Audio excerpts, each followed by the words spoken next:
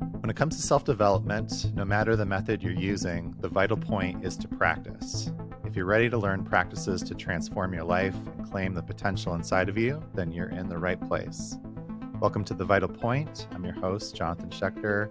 I'm a psychedelic integration coach, breathwork facilitator, and an enthusiast of personal growth. You have the capacity to evolve and bring your intentions and dreams into the world, and there's never been more access to so many incredible modalities that can help you on your journey. This podcast will help you learn simple methods you can use to transform your life and share the stories of practitioners who are doing the work so that you feel inspired to go and practice, because that's the vital point. My guest today, I'm so honored to have Jamie Clements back on the podcast. Jamie is a breathwork specialist and founder of the Breath Space. He's worked alongside top entrepreneurs, politicians, athletes, and many more to share the life-changing potential of breathwork and altered states of consciousness.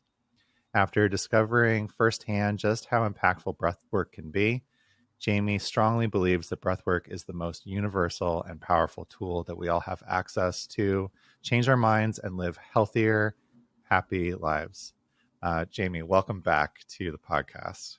Hey man, thank you so much for having me back. Yeah, it's a real pleasure to be here, and it's been awesome to watch the evolution of what you're doing, and great to return to a podcast. I think it's the first ever podcast that I've been on twice, so it's awesome. Nice, awesome to be back. Awesome. Well, yes, it's been quite the evolution since the last time we spoke. The last time we did a podcast together, I was calling it One Question Wednesday and just trying to get 10 minutes of content, interview put together, and it's evolved in quite a lovely way. So I'm really glad to have you back for this kind of full circle moment. Absolutely. No, it's great to be here, man.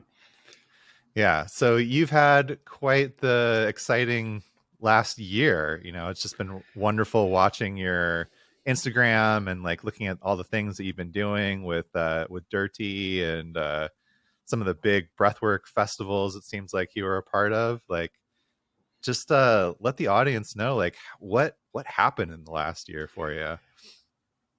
I'm very guilty of not being the best at reflecting, and I really enjoy conversations like this and questions like this as an opportunity to do a little bit of active reflection. And I think I was saying to you just before we started recording, if someone had told me at the beginning of last year everything that would happen for me personally, professionally, I probably wouldn't have believed them.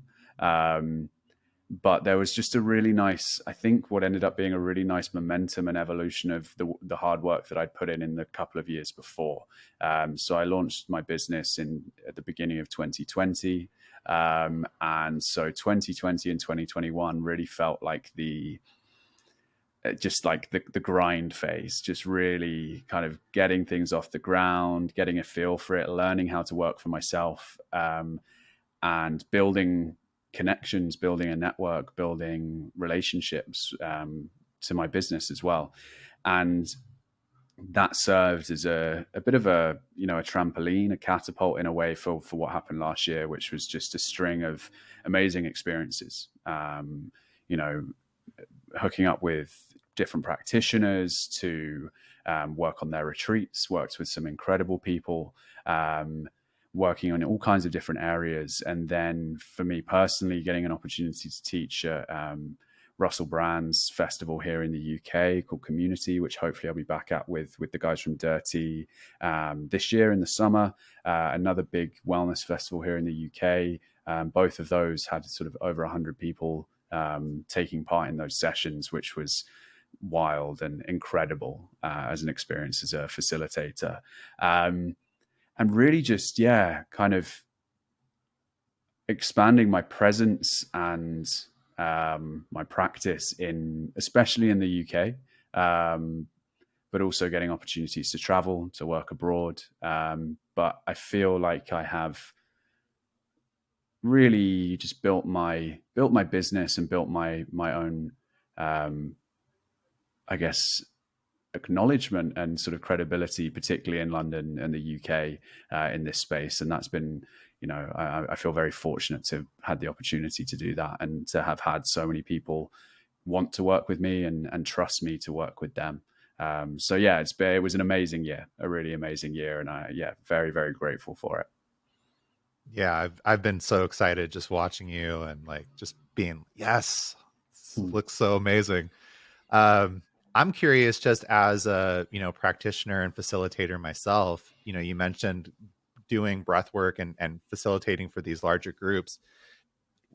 For these larger groups, does that change the way that you're facilitating in any way, versus like a more smaller, intimate setting? Yeah, it's a really good question. I think every time I hold a space, every time I facilitate, I learn something about myself and about how I work, which I love. Like, I'm always fine tuning things, consciously and sometimes unconsciously.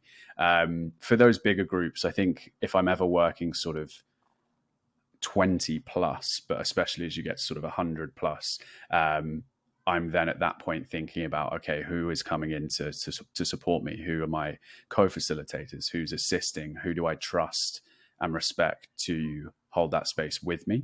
And I think the only thing that I've noticed as I've brought in people to assist, is that I view my role changing slightly, in that I am almost holding the overarching space and sort of creating the full experience, and the people assisting are doing more of the hands-on work, more of the body work, more of the individual facilitation. And I still enjoy, in those bigger sessions, if I'm walking through the space and there's somebody that I feel drawn to working with, I will still work individually, but I view my main role there, or I feel that my main role in those larger sessions is kind of the bigger picture.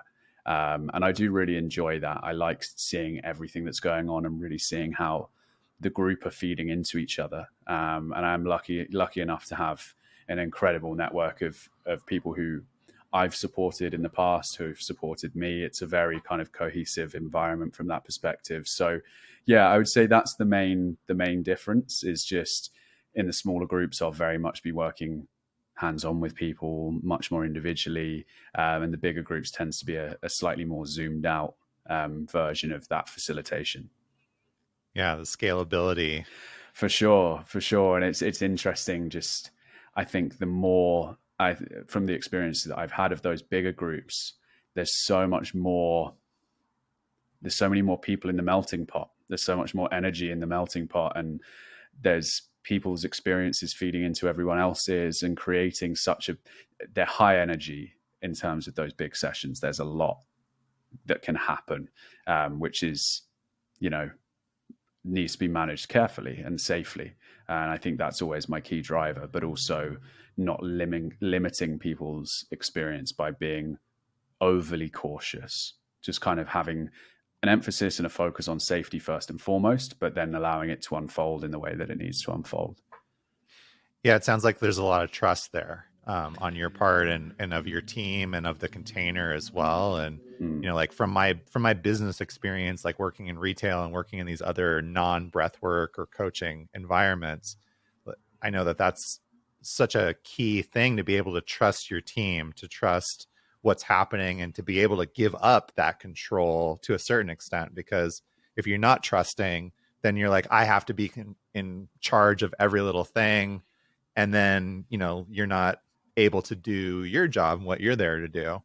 Absolutely. Yeah. I had a session yesterday where I had 40 people in London, and I had three people supporting, and that it worked so nicely because, oftentimes, people are asking, if they're supporting, they're sort of asking, okay, what do you want from me? Like, what are you looking for? Because everyone works slightly differently. And my answer is always kind of vague in a way, but sort of specifically vague. I'm saying, I trust you, otherwise you wouldn't be here. I know that you can do this. Use your intuition in the way that you normally would in any other session. I'll occasionally be like, I'll wave at someone and be like, hey, can you work with this person? Because I'm busy, but I can see that this person needs support. But that's about as far as I go into sort of the management of those people. I'm just like, I trust you. and I trust that you trust yourself. And I think that's the most important thing. And sort of just allowing people to do their thing, because they're not going to work in the same way that I work. And so just getting the best out of those people. It's a weird kind of parallel to actual like corporate management. It's like, how do you get the best out of your team? And often I think that is allowing them to be themselves and empowering them to do that. So yeah, it's not something I thought about, but yeah, the more I've worked with other people, that's definitely the approach that I've tried to take, is a pretty hands-off manager. That's great. And those are the exact type of managers that I love to work for, and like what I aspired to be when I was in that role as well. Like I used to tell people very similar to what you just said, like, look, the less you and I are talking, the better you're doing, because I trust you and I trust that your way is just as good as mine. You know, like if we're not getting the result that we want, then we'll chat, you know, then we can meet up and tweak it and fine tune it. But like, you know what to do. I don't need to tell you how to do your job necessarily. For sure. And I think probably also within that, maybe this is something I can bring in the future, is almost, I know that there are some people who do like a bit more specificity. And so it's saying, okay, this is what I want you to do within the realms of you expressing yourself how you want to express, but actually giving a little bit more guidance for the people because people work in different ways. And so some people like guidance, some people like being left to their own devices. I'm definitely someone who likes being left to their own devices. Otherwise I wouldn't work for myself. But yeah, it's interesting. Almost, yeah, that's a helpful reframe in a way to look at it as like a more traditional working environment and say, okay, how am I bringing out the best in these people that are here? And very much, I'm also very keen for it to be extremely non-hierarchical. Like I don't want to be there going, hey, you know, this is my show. It's like, no, we're all here to do a job. And our job is all largely the same in the spaces that we're operating in. So yeah, it's an interesting one to think about. That's super cool. I love that parallel between that more corporate business and you know what we're doing here. I wanted to ask you about something that you mentioned in sort of the intro material that I sent over, which was this idea of full spectrum breath work. And I was wondering if you could maybe go into what that means a little bit, because I have a feeling that it's really aligned to something that I've been getting more into over the last year. And so I've been really excited to kind of dive deeper into this topic with you. Yeah. So the inspiration for this came from a friend of mine who is a practitioner in his own right of a different kind. And he started speaking a few years ago about a notion of full spectrum health, which is looking at, you know, mind, body, movement, nutrition, like this holistic approach, right? And I started thinking, I was like, the way in which I talk about breathwork, sort of at first when I started speaking about it, it felt quite scattered because there were so many different areas that fall under the banner of breathwork that I was interested in, that I was training in, that I was teaching, that I was working with personally. But none of them they all overlap in their own sort of unique ways, but some of them are vastly different. And so like the work that I will do with an athlete on CO2 tolerance will be a very different session to a one-on-one where I'm using conscious connected breath work. Like obviously the unifier there is breath, but they are different worlds and different kind of ends of a spectrum. And so I started thinking more and more about this. And I used to always come back to Ela Manga's acronym, the art of breathwork. So ART, awareness, regulation, transformation. And again, I think it's probably what I've now come to is my own evolution of that, which is this idea of full spectrum breathwork. And what I mean specifically by that is, as I've alluded to, breathwork as this umbrella term has gone on this huge rise in notoriety over the last few years. But with that, it's come to mean a lot of different things to a lot of different people. And we've seen almost like this in certain parts of the breathwork world, a bit of a splitting, going, okay, well, I'm a master instructor. I'm not personally, but someone saying I'm a master instructor in the oxygen advantage.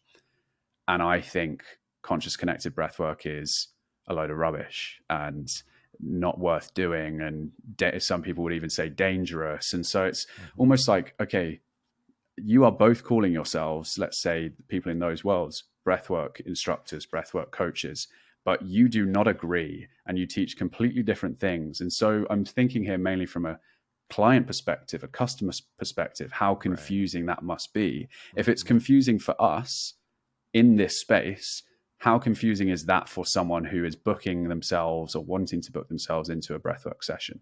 Because they might end up not knowing what they're turning up for.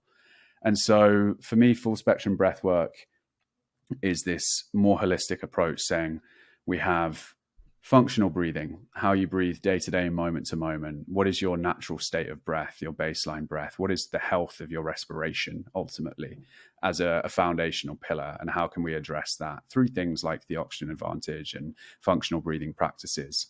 And to me, that is breathwork. Mm-hmm. You then have breathing exercises and techniques that are box breathing, extended exhale breathing, really all geared towards nervous system state shifting, nervous system regulation, subtle changes that you can, do in a matter of minutes to create a shift. And then you have the deeper end of the spectrum, which is therapeutic modalities of breathwork, transformational styles of breathwork, conscious connected breathwork. And so these are all interlinked and intertwined by breath, but they can all be quite distinct and they can all cross over. And the reason that I like to take that approach is that I believe that there is room to benefit for every person from every area of that spectrum.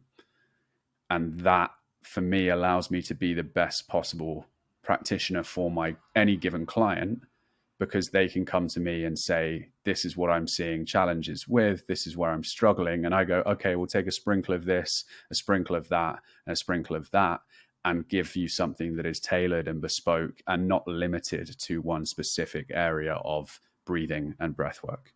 So I think that's the approach. And that's, I guess, the context as to why I've started taking that approach as well. Yeah, you're so spot on with that in terms of like people, the confusion for a client and what breathwork means, and that it's become such this large catch-all term. I'm doing, I just recently started this, working at this yoga studio, and they said, do you want to do a weekly class of meditation and breathwork? So like literally on the, class roster on the website, it just says meditation and breathwork.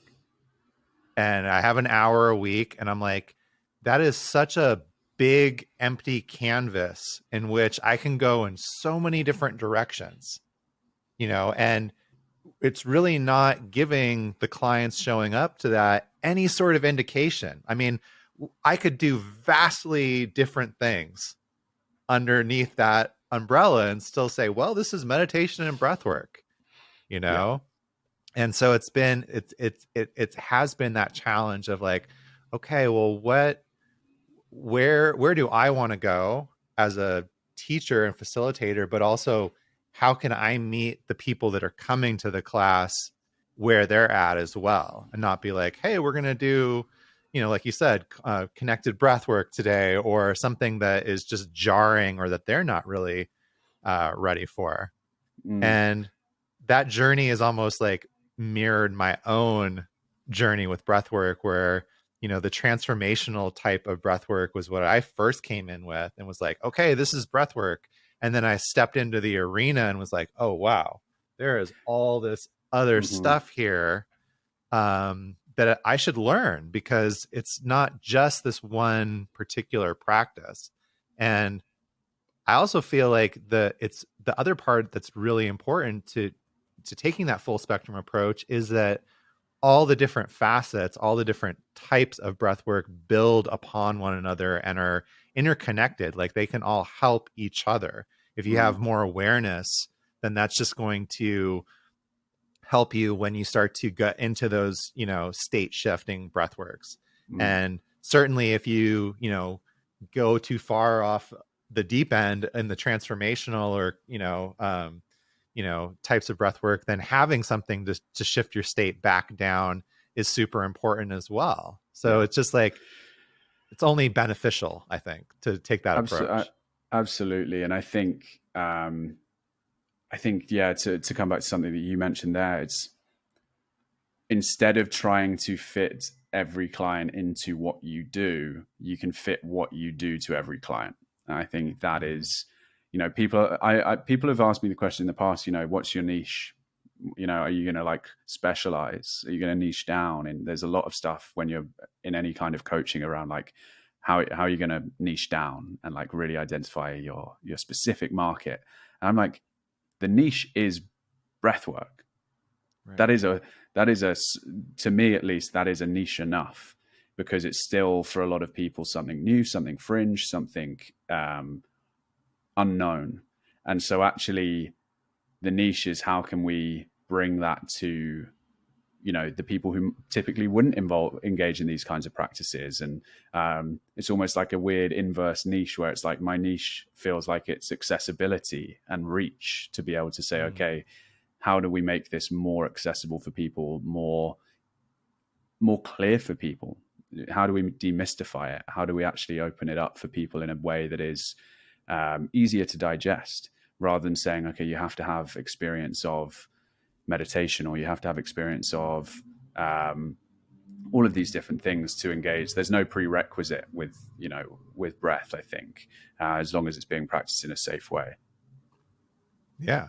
Well, we're all breathing all the time, right? Exactly. So that's the thing. And I think that's the other sort of funny side to that of, being a breath worker, is like the people kind of coming in, scratching their heads going, well, I've been doing this my whole life. Why would I need to pay you to help me do it? And it's like, well, actually it's a deep rabbit hole depending on how far you want to take it, Yeah.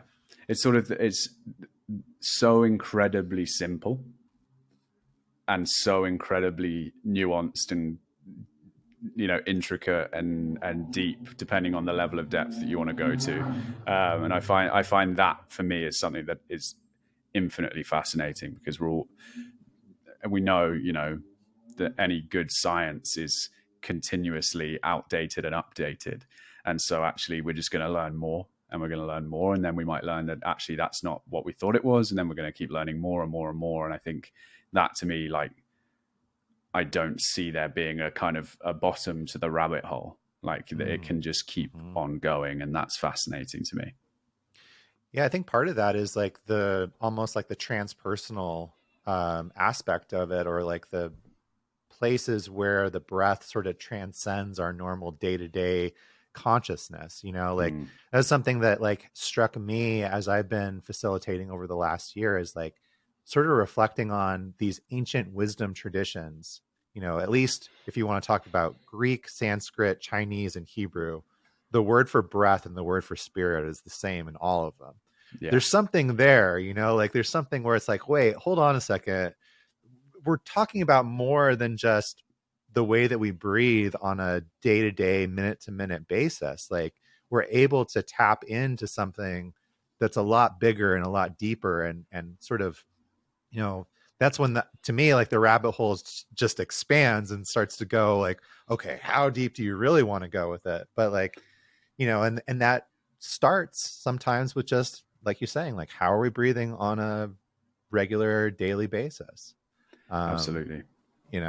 And I really, for me, like I really credit our mutual colleague and friend Connie Basalski for like helping me to sort of see into that world, because like I said, I was okay, like neurodynamic breathwork and transformational breathwork, and all of a sudden, found myself needing those state shifting breathworks, and like really kind of leaned on her a bit to help me out with that. And it really transformed my own life and my own nervous system. And that in turn informed like, okay, this is how I want to be teaching, and this is where I want to take people. And it becomes, like you saying, full spectrum and multidimensional instead of just this one sort of type of experience. Exactly, exactly. And, I have so much respect for Connie. I think every time she's not a social media machine in terms of her output, in terms of like regularity, which I respect in its own way. But when she puts something out, it always hits the mark. Right.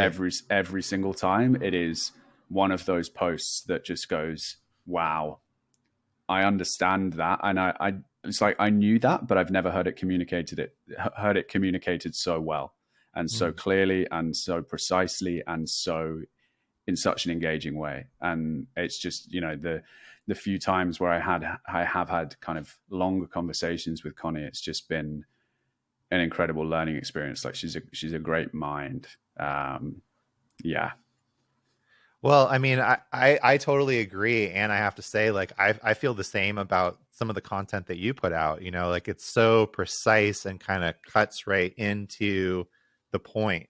Like the reason, one of the reasons that this show is called The Vital Point is like, not only is like, okay, we've got to practice, that's the important thing, but also this concept from Buddhism of like that you can express this vastly profound idea in this very succinct like thing that just cuts right to the point, right to the core of what you're doing. Or you can pontificate about it and write like these huge, long manuals and things like that. So like you had a post that I just loved where it was like, here's what you should do if you have a minute, 5 minutes, 15 minutes, and if you want to relax or energize or shift your state. And like, here's these different practices. And it was so great because, again, full spectrum, like just really demonstrating that how much you can do with the breath and like the different directions that you can take it. And, the fact that it's not just this one size fits all type experience for people. Yeah. Thank you, man. No, I really appreciate that. I think, it's a battle that I have a lot with social media, which is the pitfalls and the negatives and the challenges with social media often come from this oversimplification and polarization, where it's like pick a side and then be very definitive in your belief and your Right. communication of that belief. Because whether it's Twitter, you only have a set amount of characters, whether it's an Instagram reel, you've only got 90 seconds. You can't go into the depths of a point on social media and still be engaging. So it's riding this balance between what is engaging but accurate, and also acknowledging of nuance. And that is like, I tear my hair out going, oh, I've written this post and it sounds really like zingy and clear and clean, and it might land well with people, but it doesn't take into account that point or that point. And it's like, it then opens up and it's sort of, I'm glad you have the ability to write the caption to sort of be like, I believe what I put in the post, but also let's think about this, this, and this. Because I think it's too easy to oversimplify on social media. And I think it's important to always account for the nuance and account for the safety elements and the kind of things that maybe aren't as sexy, because we spend our time kind of pushing the stuff that's, sexy and appealing and engaging, but actually some of the really important bits like safety and, just like basic practices aren't as out there as some of the stuff that people really need. It's safety isn't as clickbaity as like fat DMT release from this breathwork, right? Exactly. Yeah, and that's what I struggle with. Like, people promoting like these huge cathartic experiences in videos. I'm like, that can be such a powerful part of the experience, and I understand that it's clickbaity and engaging, but it doesn't do the world of what we do justice in terms of the really important factors beyond that, which are the safety and the healing and the subtleties that go into that. And that's something that I have a pretty daily battle with in terms of breathwork as a space in general. Sure. Well, yeah, let's talk about that a little bit more, because safety is such a critical piece of this. I mean, at least, just from one dimension, when we're talking about those deeper dives. Um, it's my belief that we're only going to, or that inner intelligence or that higher self, whatever you want to call it, is only going to open to the level that we feel safe. So for me, that's one reason that safety is so important as a facilitator. But I'd love to hear more about, how we create safety, how you specifically create safety, and like what that means to you. Absolutely. This is probably, one of my favorite topics to not necessarily speak to people about, but Yeah, speak about, like have conversations. I was on a Zoom call before Christmas with some incredible, like long-standing practitioners like Steph Magenta and people of that caliber. There was about 8 of us having this conversation, kind of, as practitioners, what can we do to help the space foster mm, more safety? And I think for me, the safety piece is probably the key to ensuring the longevity, the credibility of these practices. It only takes, a few bad experiences for people for it to kind of fall into disrepute, especially when it's relatively unregulated sure. as a space. And so I think that's something that's worth noting is actually in an unregulated space, the responsibility for safety and ethics really falls at the feet of the training company, but also the practitioner yourself. Like I have my own ethical standards that I abide by, and that I've pulled from, practitioner alliances and other areas. But it's really, it's up to you at the end of the day to kind of embody those. In terms of how I feel it, how I feel we can create that safety and why I think it's important, I think what you said is spot on. People will only go as deep as they feel safe. So the safety mirrors the depth, or the depth of the experience mirrors the level of safety.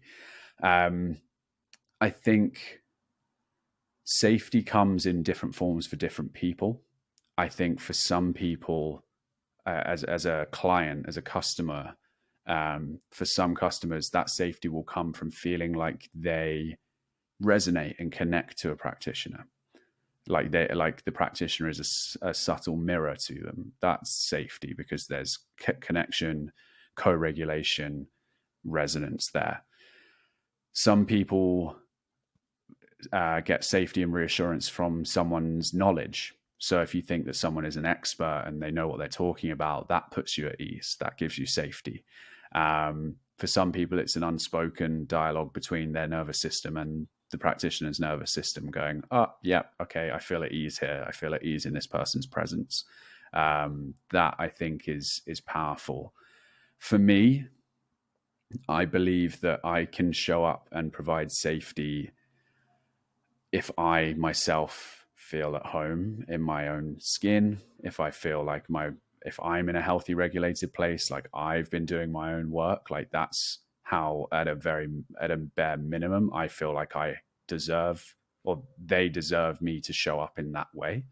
And then actually the way in which I like to introduce the work, how I like to structure the sessions, how I, and to speak to, some of the work that you do around integration, the preparation and the aftercare and the integration actually is a huge part of the safe experience. So that preparation being some communication in the days leading up to the session, clarity on what to expect. I really do think when it comes to altered states of consciousness and potentially shadow work and challenging experiences, slightly darker experiences with altered states, setting expectations is incredibly powerful from a safety perspective. To say it won't definitely be heavy and dark and emotional, but it certainly could be. So when that shows up, if it does show up, they're not going, oh my God, what the actual fuck is happening right now? And they Right. start going into like a big trauma response. They actually go, oh no, it might still be really hard, but they go, nope, okay, I have been told that this could show up, and I feel safe in experiencing this as a result. And I think that is really powerful in setting expectations of how the experience could play out. And that's, again, a fine line that I like to tread in my sessions, which is, how do you explain what could show up without people then having expectations of what the experience will be like? So I say, okay, it could be this, it could be this, it could be this. However, what I really need you to do is suspend your expectations and just allow yourself to open to whatever unfolds. And it's a tricky one. It is a tricky one, because people will then get to the end and they go, oh, like mine was really calm, and they're almost disappointed because someone else had a really big emotional release, or someone else had a bit of a, a psychedelic visual trip with the breath. And so it's the nature of the human mind, like that kind of default mode, prefrontal element of the brain is about creating narrative and stories and attachment and expectation and all of these things. So it is a tricky one, but I think as far as safety goes, it really lies in how you embody safety as a practitioner, and what does that look like for you? And that will look like different for every practitioner. But then also, I think the preparation and the integration piece as to how you like end to end and bookend an experience of an altered state of consciousness is incredibly important. And yeah, I think those are the key points for me in terms of what I do. I love everything about what you just said. I mean, there's so many different things to touch on there. The co-regulation piece is huge, and something that I don't think that people talk enough about unless they're kind of deep into this type of work. I don't think that the average person walking in off the street going, I'm going to try this breath work thing, is necessarily really aware of that, but yet their nervous system feels it. They might not get it up here in the mind, but there's something in the body that says, oh, wait, okay, this is safe. This feels okay. And it's, you're so right. Like, we have to be doing our own work as practitioners. I just started watching last night. There's this new show with Jason Segel called Shrinking, where he's like he's a therapist, but he, like, at the beginning of the show, like, he's coming out of this year of, like, his wife died. There's this big personal tragedy. And so he's basically like a train wreck trying to be a therapist to other people. And it's so funny because it's the exact opposite end of the spectrum of what we were just talking about, where it's like, his peers are kind of going like, dude, you got to get your shit together, because how are you supposed to be helping these people if you're not? And you know what? It's an interesting topic as well, because I fell into a bit of a trap early on in my career, this part of my career, because I thought that meant that I couldn't have struggles. And so I think it's saying life won't be perfect, and you will have your bad days, and you will have challenges and adverse experiences, and you won't always be perfect in your own way, but you will need to show up, or at least take, let's say you have a tragedy, a trauma occur, take that responsibility to cancel your sessions, to say, I'm really sorry, for these next 3 weeks, I need to focus on me so that I can show up for you in the best possible way, and the way that I expect of myself. And so it's not expecting to show up in the same way every single time, but also being honest enough with yourself to say, today's not a day for this. Like, I don't feel like I can show up in the way that I would like to. Obviously taking into account like the reality of, rescheduling and things like that, but being really honest. And then as a result, having tools at your disposal to say, okay, I don't feel 100% right now, but I've got an hour until my session. I'm going to do some breath work. I'm going to, journal. I'm going to take the steps and use those tools to get myself to a place where I feel safe in my own skin so that I can help other people feel safe. So I think that's really key. And I think as well, from a co-regulation perspective, group experiences, yes, there's the interaction between the nervous system of the participants and the practitioner, but also the participants and the other participants. And that's harder to mitigate for, right? There might be someone who's giving you a bad vibe, whatever, like your nervous system is picking up on it in subtle ways. And so for me, I always, where possible, try and get some level of group share and kind of engaged shared vulnerability going on at the beginning, just so that, because shared vulnerability is one of the most kind of bonding things you can have at whatever depth. And so even if it's just in a room full of new people, introducing yourself and saying a word as to how you're feeling in the space, like, hey, I'm Jamie, I'm feeling nervous. And then someone else goes, oh God, yeah, I'm feeling nervous too. Like, I'm so glad someone else said that. And it's like, it's connection. It's just like, and that puts people at ease in the space where it is strangers ultimately. And to have a powerful experience where you need to feel safe surrounded by strangers is quite difficult to manufacture and sort of engineer and create. So I think there's layers. Like it's really interesting to kind of discuss it a bit more deeply, because I think it's things that sometimes you do without thinking in a lot of ways. Yeah, and I'm curious just to sort of pick your brain on this as well, just to kind of pull that thread a little bit more. So how do you as a facilitator in those larger groups that you're talking about kind of create that space where it's, it's all good in like maybe like a yoga studio or a workshop, but like if you've got 100 people, you don't necessarily have the bandwidth to have everybody be introducing themselves and saying how they feel. Yeah, so the bigger the session, the harder it gets, I think. I would say with big groups, it's kind of a case of trying to get some back and forth between yourself and the group. So like, how's everybody feeling? And you sort of get the odd word thrown back at you and sort of like just a little bit of, okay, let's soften, like we're all in this together. I've done in the past as well for sort of groups of 40 and 50, just like we're in a big circle and it will just be right, we're going to go around and I just want everyone to say one word as to how they're feeling. So we kind of just get a little bit, I'll take anything at that point, just so it doesn't feel like it's just me talking and people aren't really sure and not feeling super comfortable. And it's really interesting that the thing that helps people to ultimately feel more comfortable is something that's a little bit uncomfortable.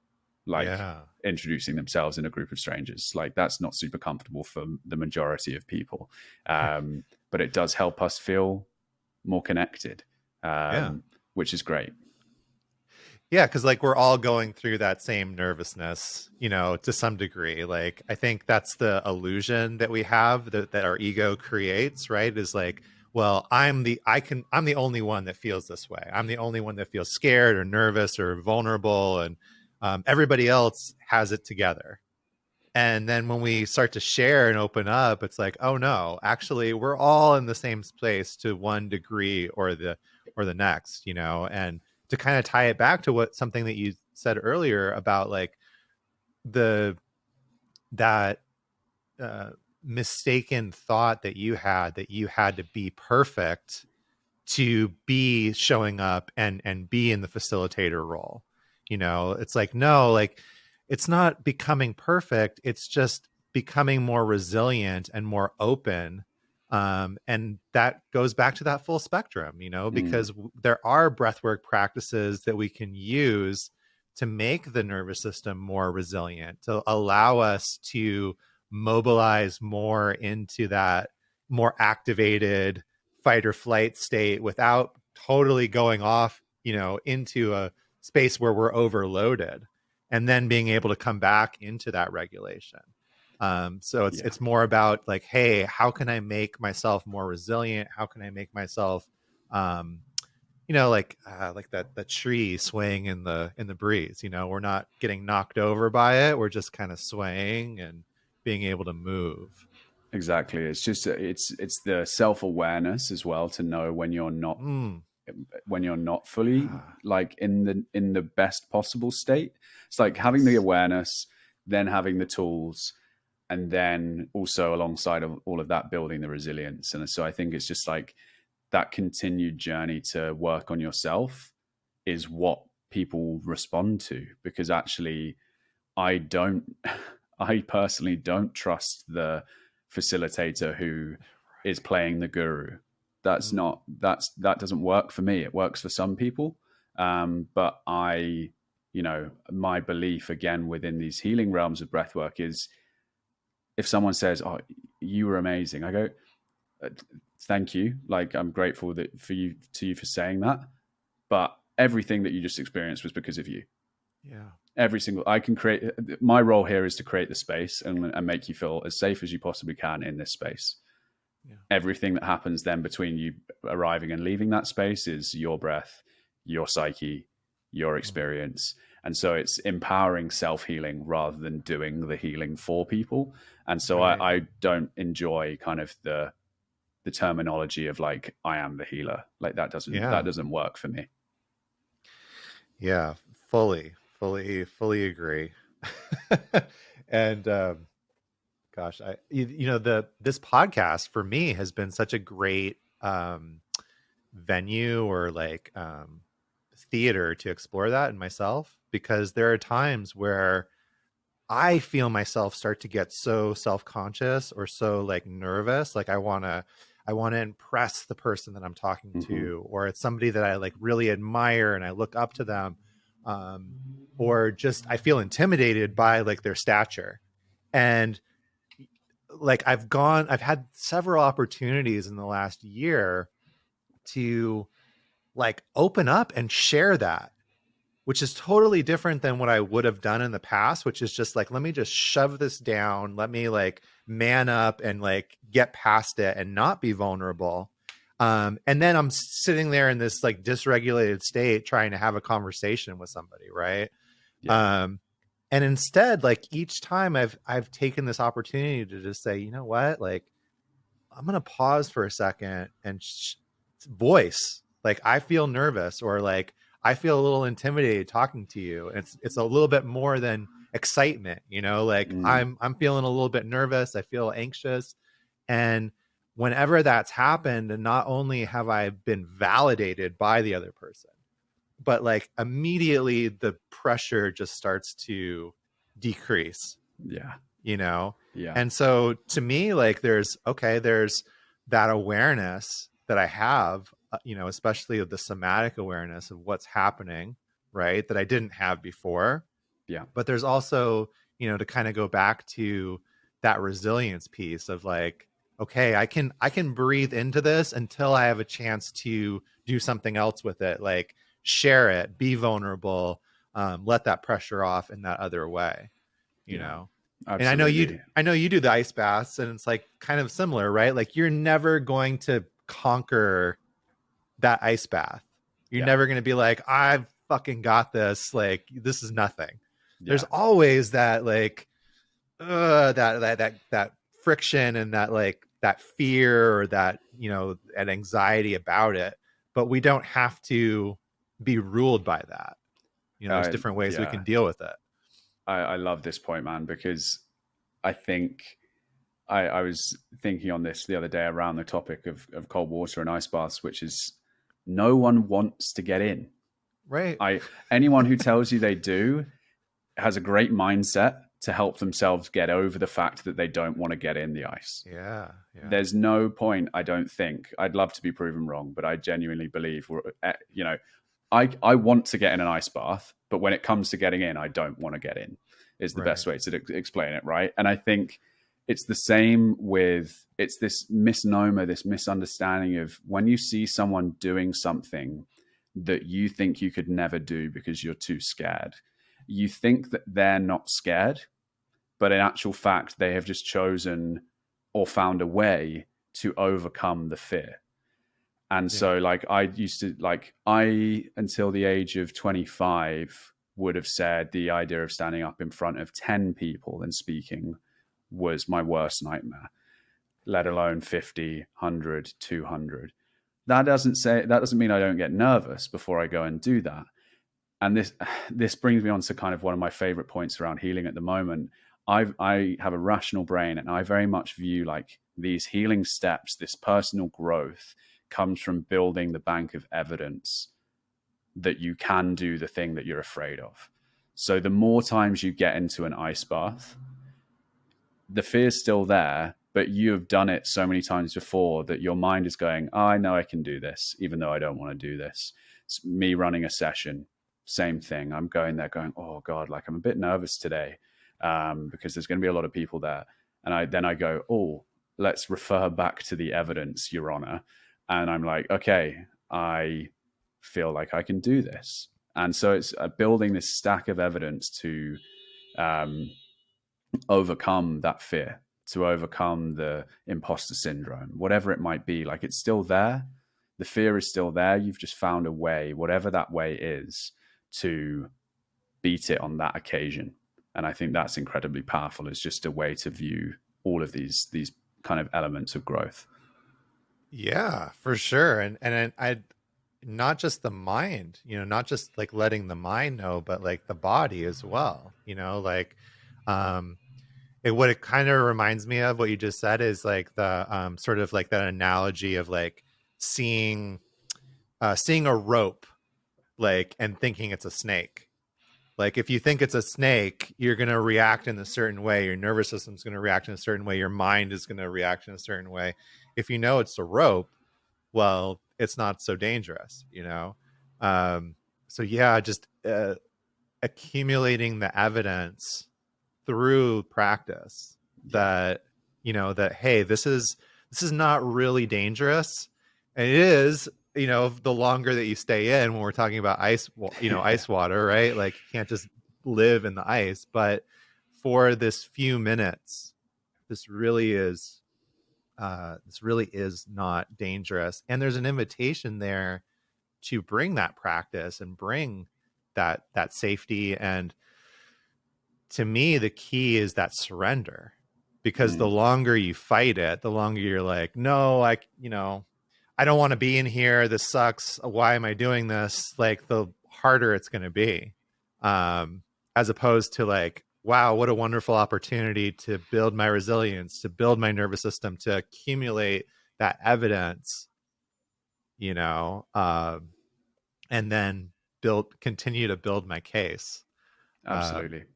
I had this wonderful opportunity last year to help facilitate this retreat. And one of the things that I did was take all the participants through an ice bath. And these were all plant medicine practitioners. It was a dry retreat, but it was kind of like a test run for, a retreat where there would be medicine being used. And I said, what I want to do with this practice is take this as an opportunity to bring presence, to bring awareness, and not to dissociate from this experience. Because if you work with plant medicine or expanded states of consciousness like breathwork or whatever, eventually there's going to be something that comes up that's uncomfortable, that you're going to want to get away from. And just like you're saying, like, it's an opportunity to be there, to be present, to stay with it. And so that's my invitation for you getting into the ice, is treat it like that. Treat it as practice for when something challenging comes up in your medicine work. And there was one guy that was like a jujitsu, MMA, like, ex-military guy. And he had actually provided like the tub we were using. Right.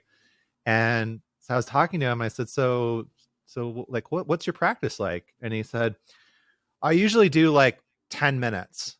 And I was like, 10 minutes? That's a lot, And so he went last. And so I walked all these people through, like, okay, we're going to ground ourselves. We're going to like bring our awareness to the breath. And then we're going to stay with that as we're in the ice, right? My invitation is stay with it, and watch them all go through this very mindful, like, present experience. And then he got in and he said, well, tell me at 7 minutes where I'm at. And I watched him like holding on to the sides of the tub, and I watched him kind of like dissociate out of the experience. And I just hung with him. I was just like, hey, like, I'm right here. I'm going to stay with you.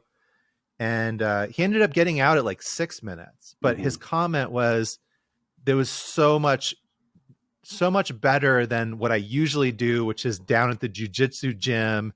And there's a bunch of other guys being like, come on, you can do another 5 minutes. Like, just do it, and like, and I was so grateful for that opportunity to like see that idea in motion, of like, hey, there is a different way. Yeah. And we don't have to make it into this thing where, just like you're saying, like, I love the ice. I don't, like, I'm not going to pretend like I do. I'm not going to posture like I do.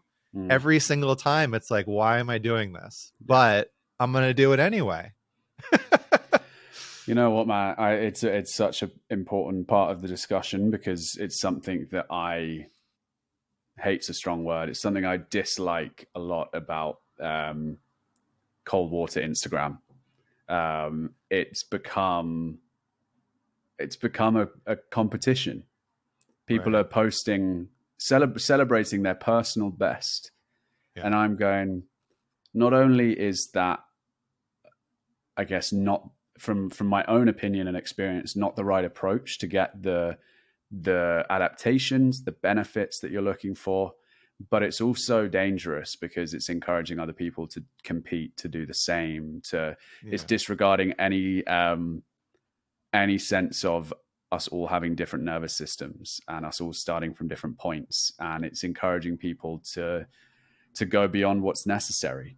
I am a big believer. I kind of operate usually around the sub 5 minute mark more often than not, especially working, if I'm working at sub 5 degrees Celsius temperatures, then definitely kind of 2 minutes, 3 minutes, absolute tops. And this is why I always come back to this idea of, like, I ask people, okay, so what's the most dangerous thing about cold water work? And they'll go hypothermia or adrenal fatigue or whatever. I'm like, yeah, but what are those all symptoms of? Ego. And that's the most dangerous thing with cold water immersion, is ego. And it's especially, so the social element of cold water is amazing. It's an incredible way. It's like social wellness. It's an incredible way to bond with people through that shared challenge and that kind of fighting it together, going into combat. But it also adds to the ego element and the sort of, oh, well, they're staying in, so I should probably stay in, rather than going, no, I know my body, I know my limits. I'm done. And it's a funny one, because even with that knowledge, there's a fine line, I think, again, between what is that first resistance point where your body's like, oh, let's get out of here. And when you go past that, that's where you start to get, the good stuff. And where is actually you're pushing yourself too far. And only you can know that in your own body and through experience. So yeah, for anyone listening who's like new to cold water work, I'm by no means an expert, but start small and build up is like all I can say, and kind of trust your breath as a good guide as to how in control you are of the experience. Yeah. Well, and it kind of ties back to something you said earlier about, the framing of, like, this is an opportunity to grow or to challenge yourself to get something out of the experience. And if you go into it knowing that, knowing like, hey, it's more healthy for me to go with the lowest effective dose than to try to be, like the record holder, or to let my ego be the one in charge.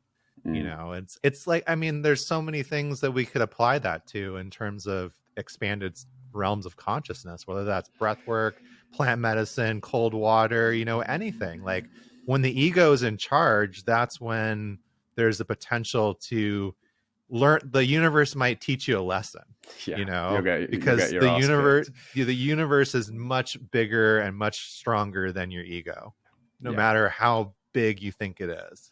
Absolutely. It's the easiest and most certain way to get your ass kicked by whatever thing you're working with. I think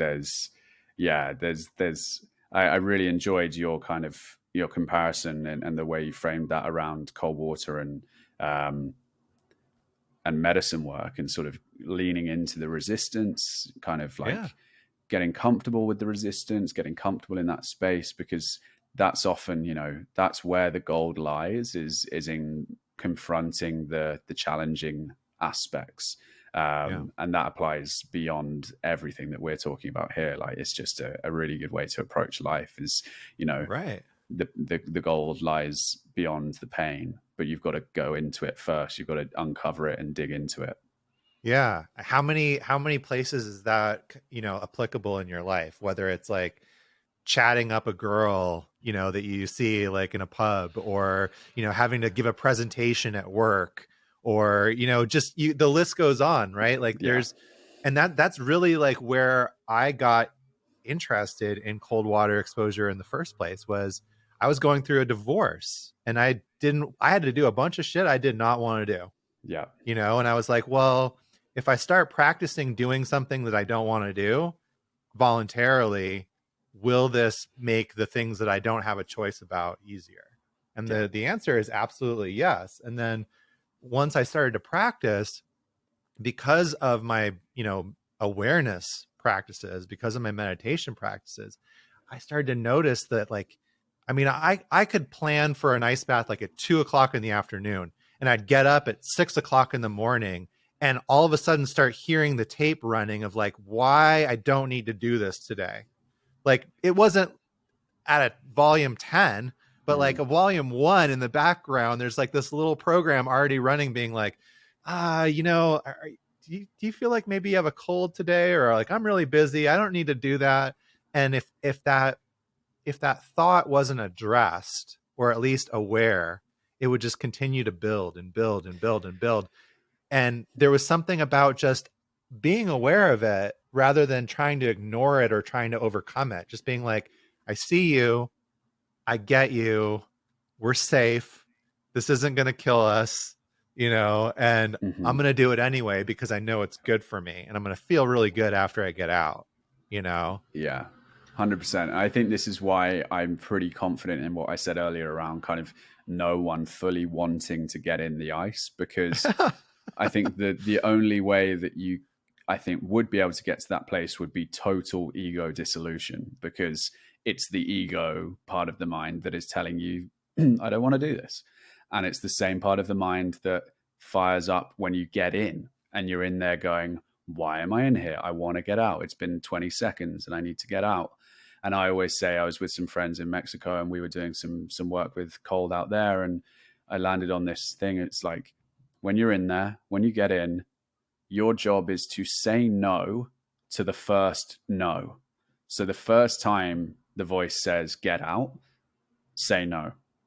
If that voice keeps coming back after a minute, see how you feel in the body, see what's going on, and maybe that is your time to get out. Like, if you can't get that no in check, like if you can't get the stress response, whatever it is, if you can't get the breath in check, then probably your time has come to get out of the ice.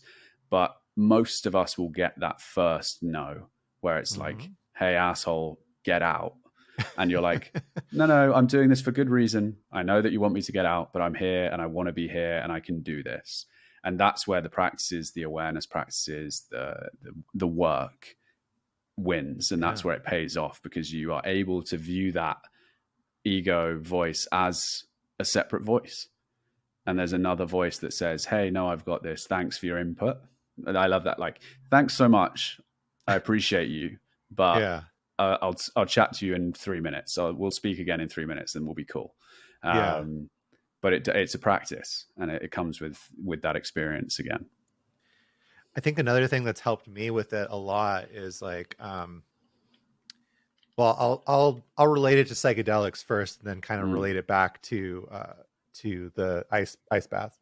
I feel like oftentimes people that are approaching plant medicines or psychedelics for healing, and myself included, I'll definitely include myself in this.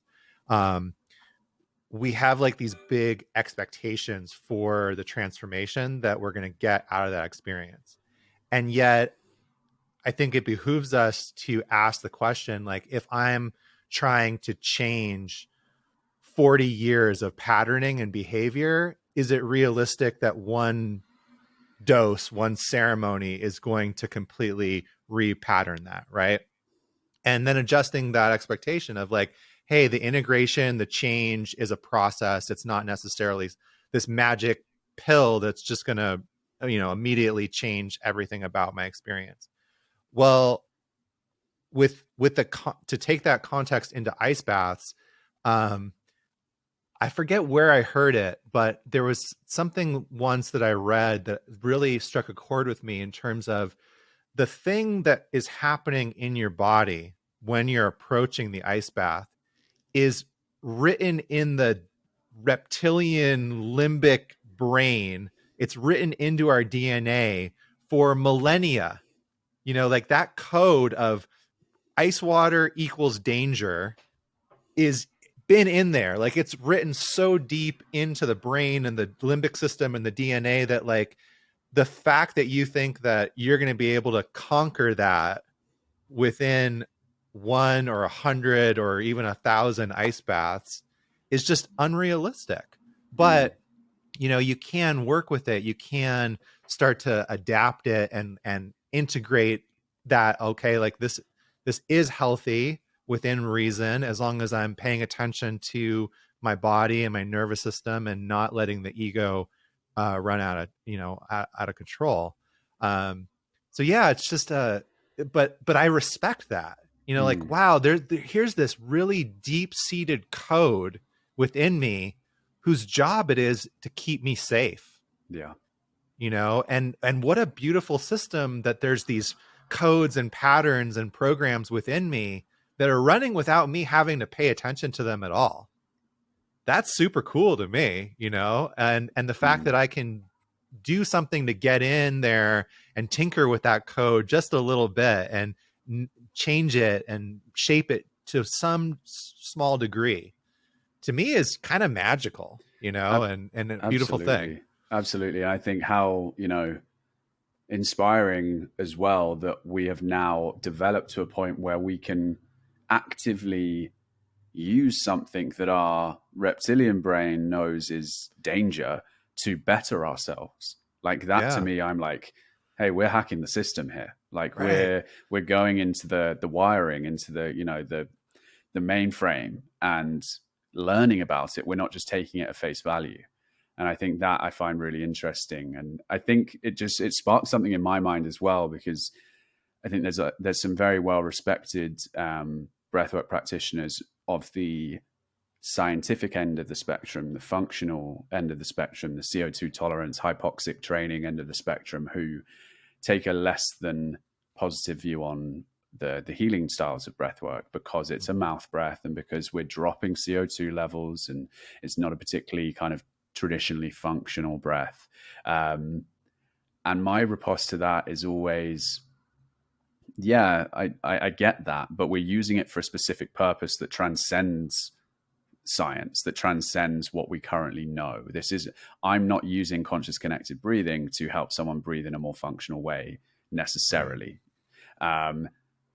That being said, it still serves a purpose. And it's kind of like the ice. It's like, we know that the ice is dangerous. We know that mouth breathing isn't optimal, but I'm not asking someone to mouth breathe all day. I'm not asking someone to sit in the ice for an hour.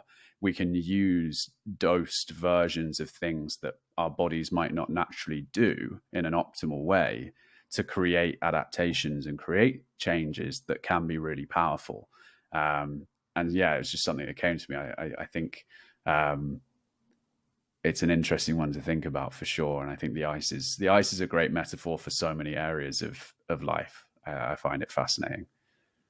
Yeah, likewise. And yeah, it's such a beautiful practice. And I agree with you in terms of some of this more science based breathwork guys. It's sometimes I have to pause and think like, okay, how much of this to go back to our earlier point, is your marketing, and you're having to plant your flag and say, this is what I want to do. I mean, I felt like that recently. Like, there was something from a very well respected, sort of researcher, that sort of the headline was, breath work is healthier than meditation. And I'm like, well, okay, like from the exact perspective and frame that you're putting it in, that you have this scientific data, sure, like you have a Mhm. point. But is that the whole point? Is Yeah. that everything?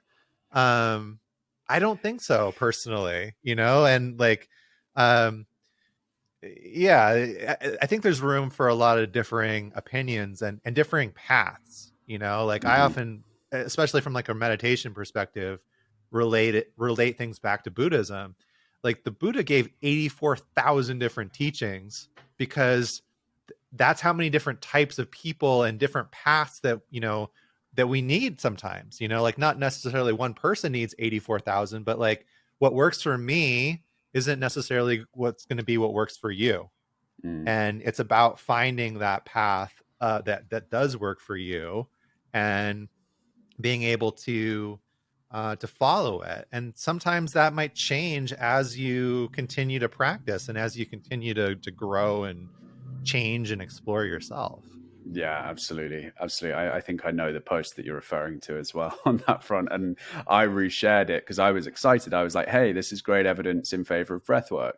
And then Yeah. as I posted it, I then quickly did another story being like, that being said, Right. meditation is incredibly powerful, perhaps not to the same extent as breathwork in these areas that this study is looking at, but in so many other ways. And there are a lot of ways that I believe meditation is more powerful than breathwork. It depends what your Right. goal is. And I think Yeah. that, again, to come back to the conversation we had a bit earlier about social media, is the challenge. Is because effective marketing is not necessarily always the most honest view on things, or certainly not. No, I think it's honest, but it's not full. It's not giving the full picture, and in some cases, we're choosing not to give the full picture, Right. because it's easier to say, "Hey, here's a study that says breathwork is better than meditation, so that's why you should buy breathwork rather than meditation." Cool, okay, great, and Yeah. and that's all you hear. And people are very happy to go, "Oh yeah, breathwork, great, fantastic, brilliant." But there is more to the discussion. Always, there are always layers. Right. Right. Like we were saying earlier, like the social media lacks some of the context and the nuance. And it's great to, be in sort of a more long-term or longer form, uh, you know, communication, where we can have bigger discussions and discuss some of that context and that nuance. And then, yeah, the niching down and saying like, this is where I'm planting my flag, that, breathwork is better than meditation, and this is why you should buy my product, or, hire me. There's nothing wrong with that. And uh, I think one of the areas that I've grown in that respect is to say, if this is triggering to me, what is that? That's an invitation for me to look inside and be like, what's going on there that I'm getting so aggravated, annoyed, activated by this statement, instead of just being like, cool, that's where they're at, and I'm going to keep doing my thing. Exactly. And we can never know someone's full, we can't know the full context behind their intentions and their journey. And yeah, it's such when you can bring that level of curiosity to your experience of life, it becomes enjoyable. It becomes playful to be like, hey, I'm really triggered. Why? Like, what is it Right. about? Like, I'm not better than this person because I think what they're doing isn't good. Yeah. I'm curious as to why I'm so triggered by it, and like why I have a problem with it, and should I have a problem with it? And then it's that fine line around like, is this actually wrong, or is it wrong for me and wrong in my eyes and wrong based on my lived experience? Because there are some things I think that are kind of like morally, but again, morally becomes subjective and personal as well in terms of what someone believes to be moral. Yeah. um so yeah, it's just it keeps expanding as to sort of what is projection, what is personal, what is subjective, what is objective. But yeah, I think if you can bring a level of curiosity to it without getting overwhelmed by the intricacies, then you can start to enjoy things more, for sure. Yeah, it kind of comes back to that ego for me, of like, if I start to get triggered in that way, especially as somebody that, teaches breath work or teaches meditation or has 20 years of meditation experience, then like that just my ego being like, well, wait, they're attacking who I am in air Mm, quotes, or like who I want to present as, um, and again, like you said, it's that invitation to look within and maybe yeah. have that curiosity instead of letting the ego run amok Yeah, and be in charge, definitely. Yeah. Well, I think one of the we talked a lot about the ice baths, and I think you would agree with this. Tell me if I'm wrong. But one of the most important things in terms of being able to settle in and get past that ego and get past that first no is breath work and the breath. Um, so we had talked about maybe you offering a short, maybe 5 minute practice. For And sure. I'm really excited about what you're going to offer Mm. because this is something that I've been practicing for the last year as well. And so when it came up, I was like, oh, great. I'm really excited about this. Absolutely, absolutely. So I think, yeah, nice to sort of follow this thread of where we've come to on cold water immersion. My personal approach to breath in relation to cold is, I would say, probably on the more yin side of breath and ice. I believe that if we're confronted by something that is quite yang, which is the cold, that is stimulating and upregulating, then our best friend is going to be the counter to that, the antithesis to that, the softness. How do we find that calm within the chaos? And so if we're approaching, ice, I usually work with the breath in a few different ways. So I will typically approach and initially be soothing apprehension, be working with the ego, be working with those nerves and that voice that's telling me that it's a bad idea by, even just preparing myself by just starting to check in with the breath, starting to slow the breath, perhaps just gently slowing it down in and out of the nose or in through the nose, blowing the exhale, extending the exhale out of the mouth. So this could be 10 minutes prior, this could be 5 minutes prior, just starting to really get a hold of the breath, and teaming up with it from quite an early stage. Now, let's say we're approaching time to enter. I would typically work through something like five, three, five, let's say five. Cyclical sighs, physiological sighs, quite big, relatively full breaths, a double inhale through the nose and a sigh out of the mouth. So kind of a,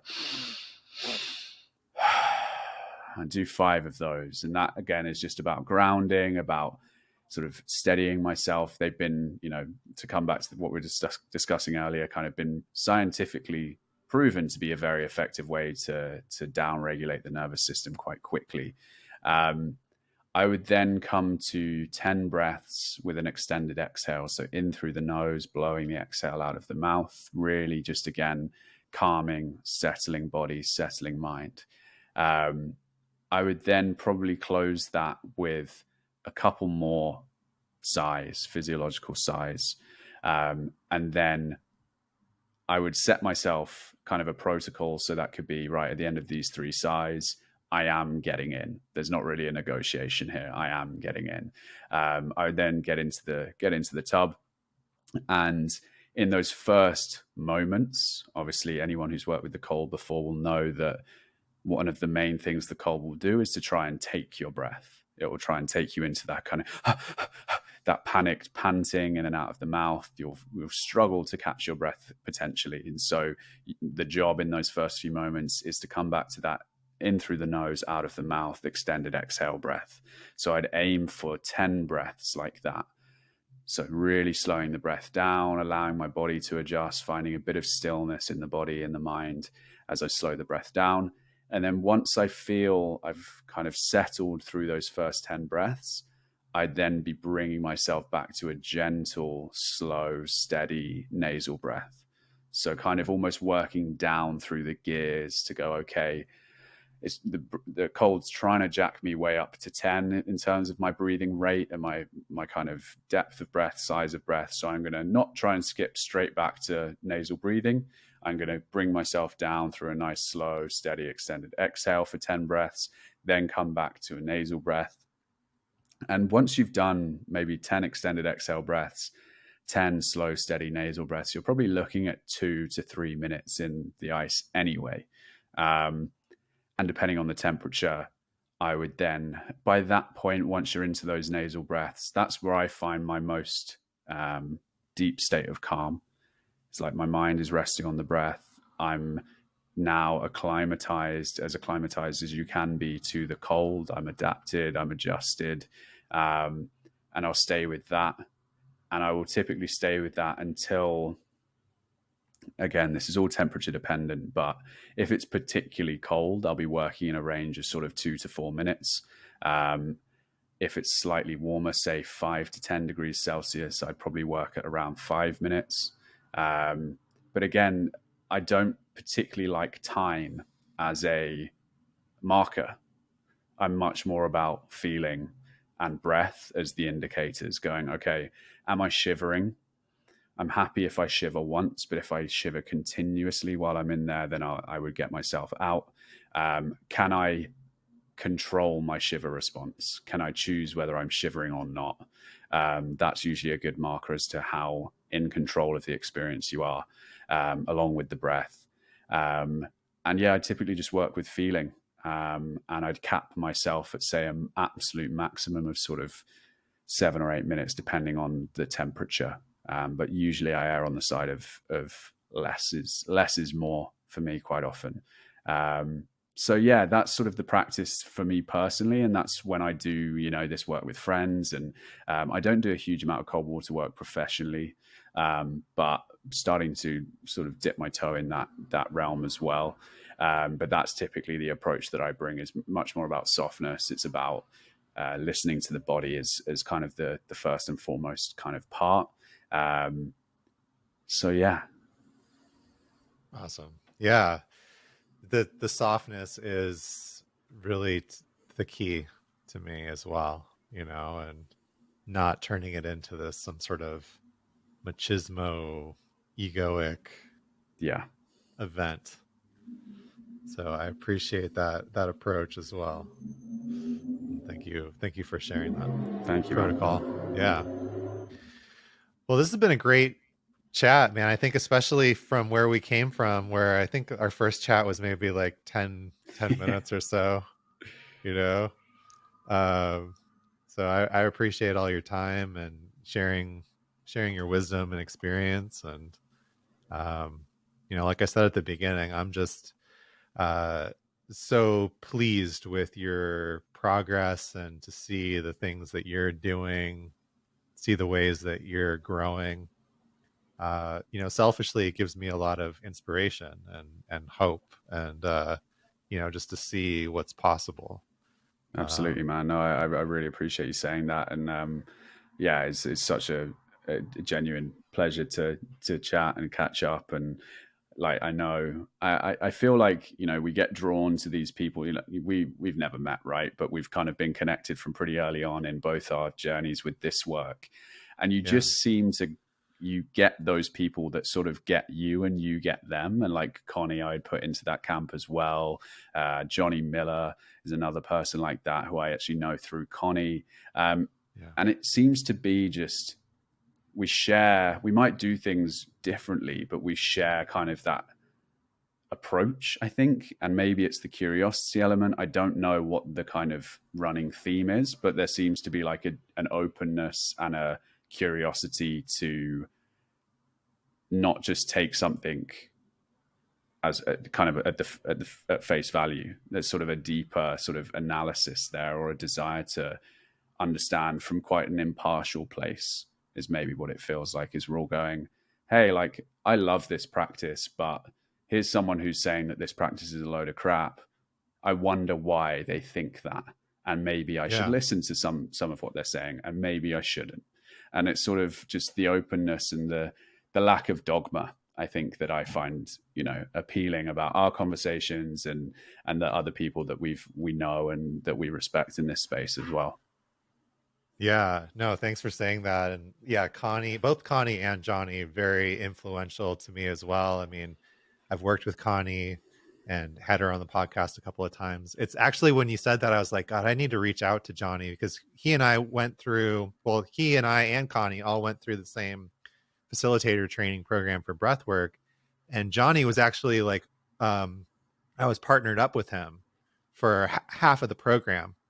And really, in a lot of ways, he completely shifted the way that I thought about breathwork and was practicing myself.